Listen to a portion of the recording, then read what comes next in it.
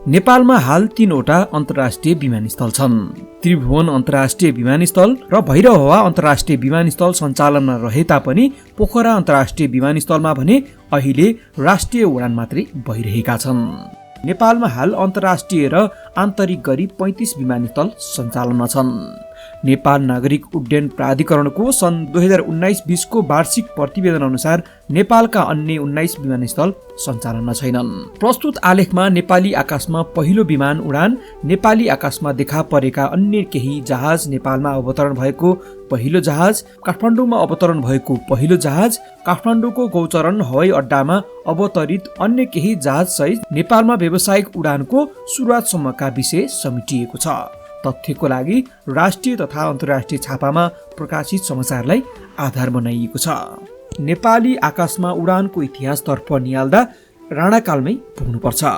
सन् 1933 को अप्रिलमा सगरमाथा आरोहणका लागि आएको ह्युस्टन आरोहण दलले बिहारको पूर्णियाबाट पूर्वी नेपाल हुँदै सगरमाथा क्षेत्रतर्फ उडान भरेको थियो।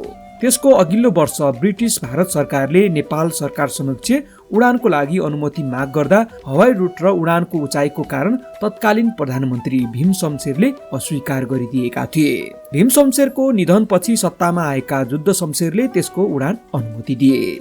अनि मात्रै त्यो विमान नेपाल आकाशमा उडेको थियो। सन् 1990 मा भूकम्प आएपछि त्यस उडानको व्यापक चर्चा भयो।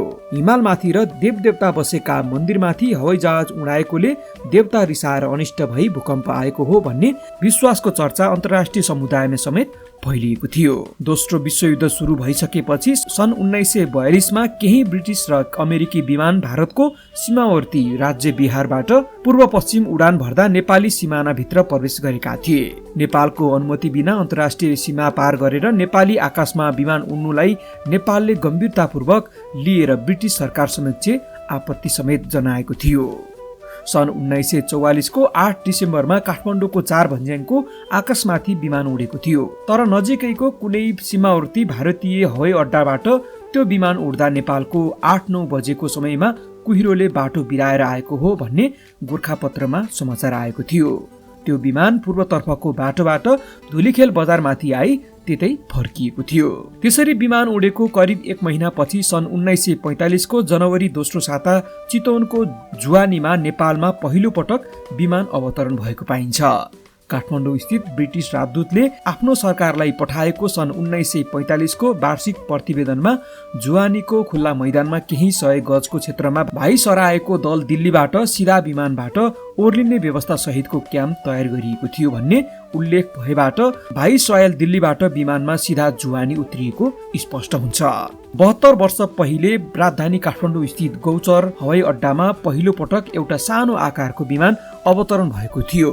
त्यसको सफल अवतरणपछि नेपाली आकाश र गौचर हवाई अड्डामा विमान अवतरण भएर व्यावसायिक हवाई सेवा सुरु हुन सक्छ भन्ने प्रमाणित भएको थियो।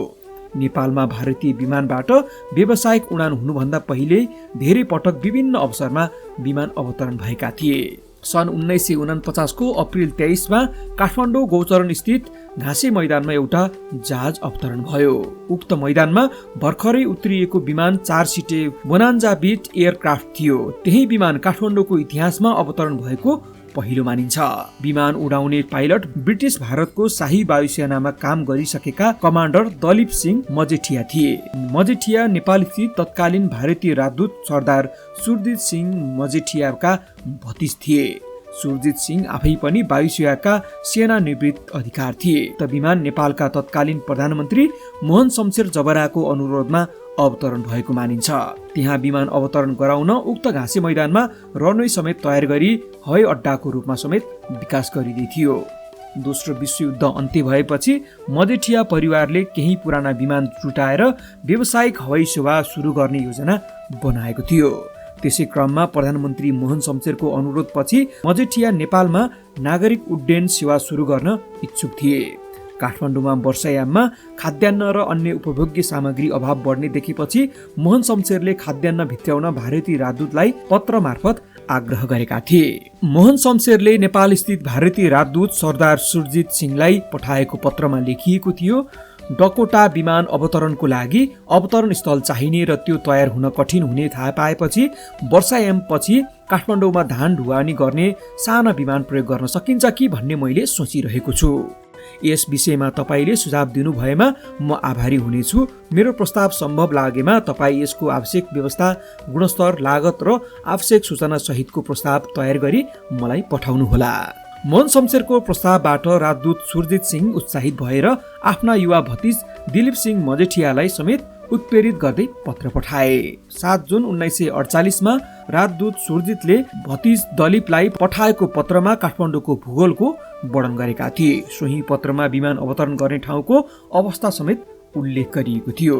केही समयपछि पुनः 16 जुनमा राजदूत सुरजितले भतिज दलीपलाई पठाएको अर्को पत्रमा काठमाडौँ गौचरमा पहिलो पटक विमान अवतरणको लागि गरिएको व्यवस्था समेत उल्लेख गरेका थिए। उनले पशुपति मन्दिर छेउमा रहेको खाली गौचरमा अवतरण गर्ने तरिका, हावाको वेग, उचाइ बारे समेत विस्तृत वर्णन गरेका थिए।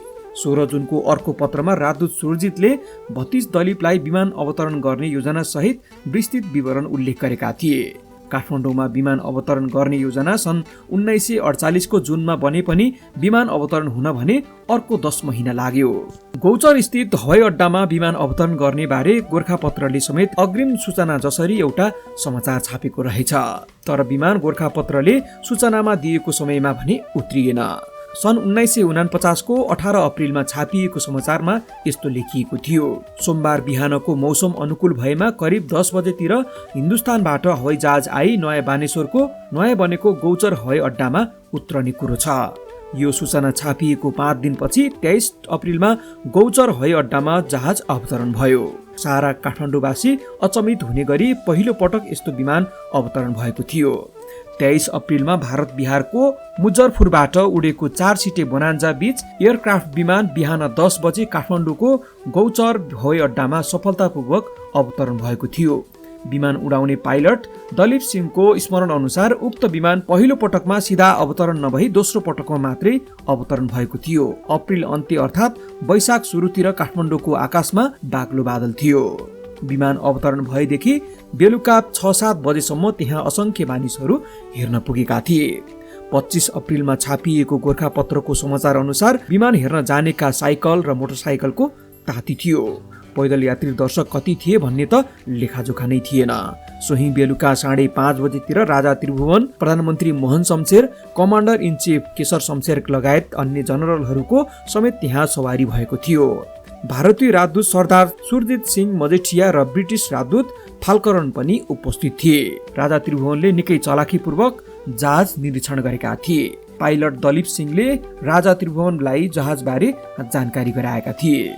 राजाले जहाजको निरीक्षण गरेपछि भारतीय राजदूत सरदार सुरजित सिंहले सो जहाज सञ्चालन गरेर केही माथिसम्म उडाएका थिए। जहाज उडाउँदा जहाजमा मजेठियाका साथमा मेजर जनरल ध्रुव शमशेर समेत उपस्थित थिए। राजा र प्रधानमन्त्री दुवैजना त्यहाँबाट फर्किएपछि उचित बन्दोबस्तको साथ सो जहाजलाई रातभरि त्यही राखिएको थियो। भोलिपल्ट बिहान 11:45 तिर सो जहाज काठमाडौँबाट मुजफ्फरपुरतिर फर्काइएको थियो। काठमाडौँमा पहिलो पटक विमान अवतरण भएको खबरले अन्तर्राष्ट्रिय सञ्चार माध्यममा समेत प्राथमिकता पाएको थियो। त्यस घटनालाई अन्तर्राष्ट्रिय समाचार एजेन्सी एसोसिएसन प्रेस, रोइटर्स लगायतले नेपालमा पहिलो विमान अवतरण, नेपालको राजधानी काठमाडौँले पहिलो विमान देख्यो, उनीहरूको पहिलो विमान जस्ता शीर्षकमा संसारभर समाचार सम्प्रेषण गरेका थिए। काठमाडौँमा अवतरण भएको पहिलो विमानको तस्बिर सहितको समाचार लन्डनबाट प्रकाशित हुने इलुस्ट्रेटेड लन्डन न्युजको 29 मे 1949 को अङ्कमा प्रकाशित भएको थियो। सानो 4 सिटे बोनान्जा बीच एयरक्राफ्ट पहिलो पटक काठमाडौँको गौचर हवाई अड्डामा सफलतापूर्वक अवतरण हुनु नेपालको हवाई उड्डयन क्षेत्रको इतिहासमा एउटा महत्त्वपूर्ण घटना थियो। यसरी उक्त सफल अवतरणले नेपालमा विमान अवतरण हुन सक्छ भन्ने कुरा प्रमाणित गरेको थियो।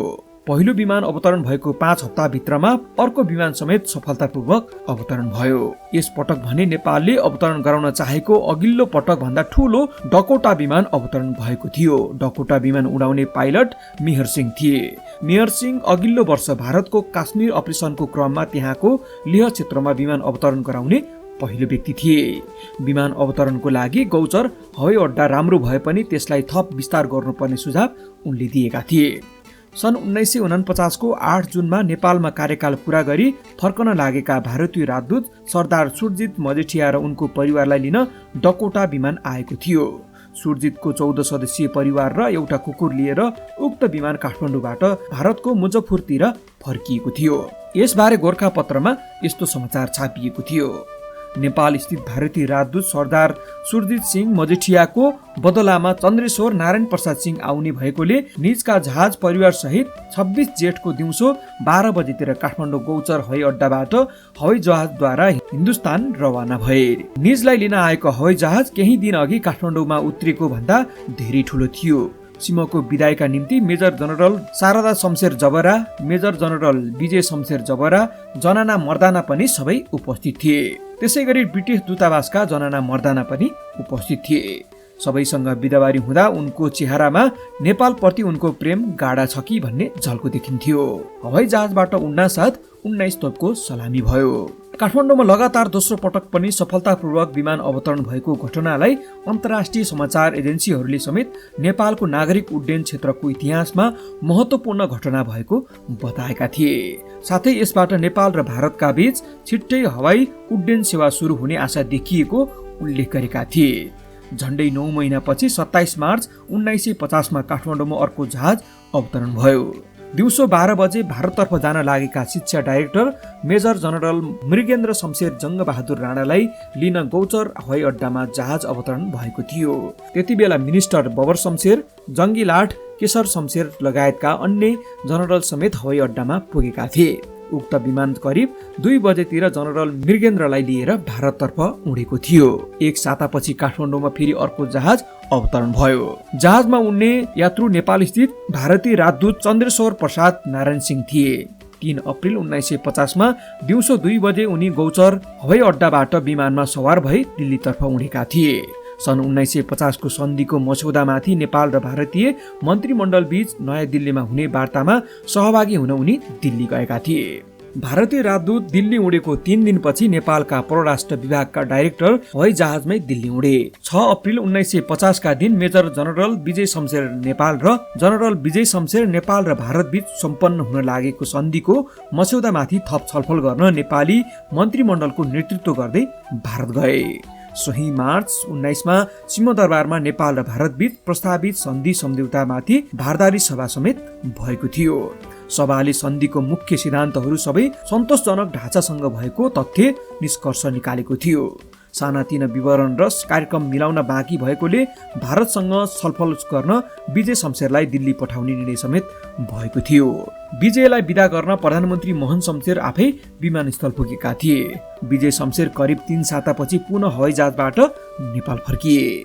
गौचर हवाई अड्डामा एकैपटक धेरै विमान भने 15 अप्रिल 1950 का दिन अवतरण भएका थिए। त्यस दिन लक्ष्मी निवासमा नेपालका प्रधानमन्त्री मोहन शमशेरकी नातिनी शारदा शमशेरकी छोरी यशोदा राज्य लक्ष्मी र जम्मू कश्मीरकी युवराज करण सिंहको विवाहको उत्सवको कार्यक्रम थियो।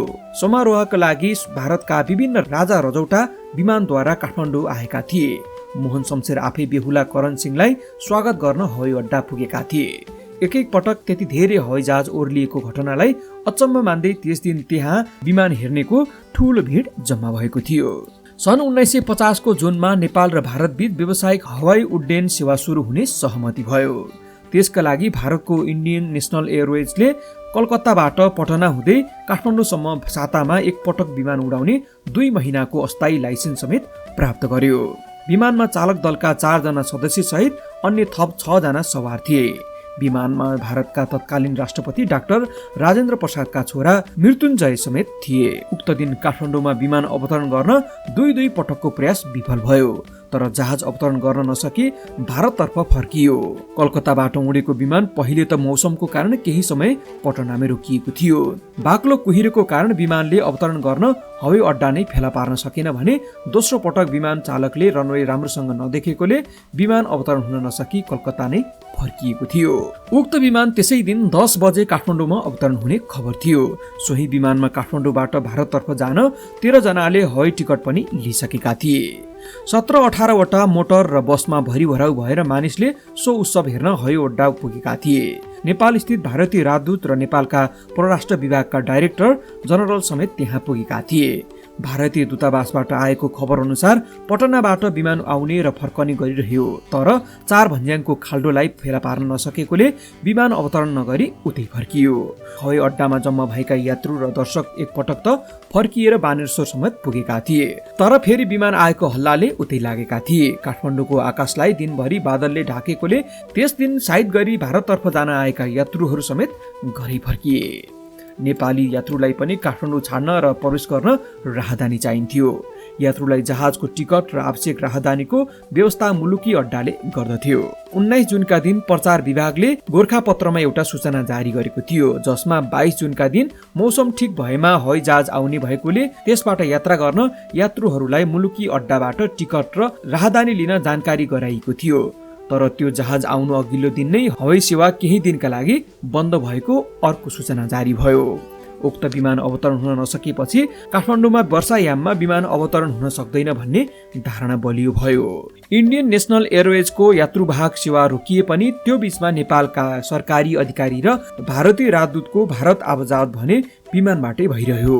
वर्षायाममा रोकिएको उडान सोही 12 अक्टोबर 1950 मा आएर हप्तामा एउटा उडान भर्ने गरी पुनः सुरु भयो। अघिल्लो दिन 11 अक्टोबरमा भारतका तत्कालीन प्रसारण मन्त्री रफी अहमदले भारत र नेपाल बीच सुरु हुन लागेको हवाई सेवा बारे शुभकामना सन्देश जारी गरेका थिए। सन्देशमा उनले भारतको कलकत्ता र नेपालको काठमाडौँ बीच सुरु हुने हवाई सेवाले दुई मुलुकको बीच व्यापार वृद्धि हुने र समझदारी बन्ने विश्वास व्यक्त गरेका थिए।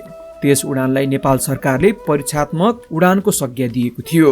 प्रचार विभागको विज्ञप्ति अनुसार उक्त उडान सातामा एक दिन बिहिबार सबेरै कलकत्तादेखि पहिले पटना आएर त्यहाँबाट विमान 11 बजे काठमाडौँ अवतरणको कार्यतालिका थियो। उक्त विमान सोही दिन मध्याह्न 12 बजे काठमाडौँबाट पटना हुँदै कलकत्ता फर्कने गर्दथ्यो। कलकत्तातर्फ जाने यात्रुका लागि विमान कम्पनीले पटनामा खानाको व्यवस्था गरेको थियो। नेपालमा आएको पहिलो विमान चढ्ने यात्रुको संख्या धेरै रहेकोले प्रचार विभागले अघिल्लो शुक्रबार नै राहदानी लिएर टिकट खरिद गरेमा मात्रै जहाज चढ्न पाउने सूचना जारी गरेको थियो। इन्डियन नेसनल एयरवेज कम्पनीको काठमाडौँ प्रतिनिधि इन्द्रचोकका विश्वम्भरलाल शर्मा रहेछन् र कार्यालय अमृत भण्डारमा थियो। कार्यालय बिहान 2 घण्टा 8 देखि 10 बजेसम्म र साँझ 1 घण्टा 4 बजेबाट 5 बजेसम्म मात्रै खुल्थ्यो। विज्ञप्तिमा विमानको भाडा दर पनि तोकिएको थियो। वयस्क यात्रु, बालबालिका र काखे बालबालिकाको भाडा दर, यसै गरी एकतर्फी र दुईतर्फी भाडा दर अलग अलग थियो। त्यस बेलाको भाडा दर अनुसार काठमाडौँबाट पटना जनही 50 रुपियाँ, कलकत्ता 123 रुपियाँ, बालकहरू क्रमशः 25 रुपियाँ र 62 रुपियाँ, काखे बालक 5 रुपियाँ र 13 रुपियाँ। दुईतर्फी भाडा दर काठमाडौँबाट पटना र कलकत्ता जनही 50 र 123, बालकहरू 25 र 62, काखको बालकहरू 5 र 13, माल सामान प्रति पाउन्ड पैसामा 4 पैसा र 6 पैसा। विज्ञप्ति 6 नोभेम्बरको दिन गोरखापत्रमा प्रकाशित भएको र त्यसै दिन राजा त्रिभुवनले भारतीय दूतावासमा शरण लिएका थिए। राजाले शरण लिएकैले उडान तालिका अनुसार 9 नोभेम्बरमा हुनुपर्ने साप्ताहिक उडान नेपाल सरकारले हुन दिएन। तथापि 2007 सालको क्रान्तिपछि मात्रै उडान हुन थालेको थियो। उडान सुरु भएको केही हप्तापछि 6 नोभेम्बरमा राजा त्रिभुवनले भारतीय दूतावासमा शरण लिएका थिए। त्यसपछि नेपाल सरकारले उक्त विमान सेवा बन्द गरिदियो। 2007 सालको क्रान्तिभर त्यो सेवा अवरुद्ध भयो। यसरी कहिले वर्षात त कहिले राजनीतिक कारणले पटक पटक बन्द हुन पुगेको विमान सेवा नेपालमा प्रजातन्त्र आए लगत्तै फेरि सञ्चालनमा आयो। कलकत्ता, पटना र काठमाडौँ बीच मात्रै सीमित विमान सेवा मुलुकमा प्रजातन्त्र आएपछि नेपालका अन्य 4 ठाउँमा समेत विस्तार भयो। सन् 1952 को 1 सेप्टेम्बरमा अन्तर्देशीय विमान सुरु गर्न नेपालले हिमालयन एभिएसन लिमिटेडलाई 1 वर्षको अस्थायी लाइसेन्स जारी गरेको थियो। नेपालका अन्य 4 नयाँ ठाउँ विराटनगर, सिमरा, जनकपुर र पोखरा थिए। भारतको समेत नयाँ गन्तव्यमा गोरखपुर समेत थप भएको थियो। नेपालमा 1 जुलाई 1958 मा प्रथम पञ्चवर्षीय योजना अवधिमा छुट्टै ऐन अन्तर्गत शाही नेपाली वायुसेवा निगमको स्थापना भयो। निगम स्थापनापछि एडी-3 विमान र 19 जना कामदारबाट आन्तरिक हवाई सेवा सुरु भयो। 3 जुलाई 1958 मा नियमित हवाई सेवा सुरु हुँदा काठमाडौँबाट विराटनगर, सिमरा, पोखरा र भैरवासम्मको उडानको व्यवस्था गरिएको थियो। यसरी नेपाली आकाशमा 4 सिटे बोनान्जा बिट एयरक्राफ्ट, 24 सिटे डकोटा, विभिन्न समारोहमा ओर्लिएका अन्य जहाज, Indian National Airways, Himalayan Aviation Limited सँगै शाही नेपाली वायुसेवा निगमसम्म आइपुग्दा व्यावसायिक हवाई सेवा सुरु भएको हो।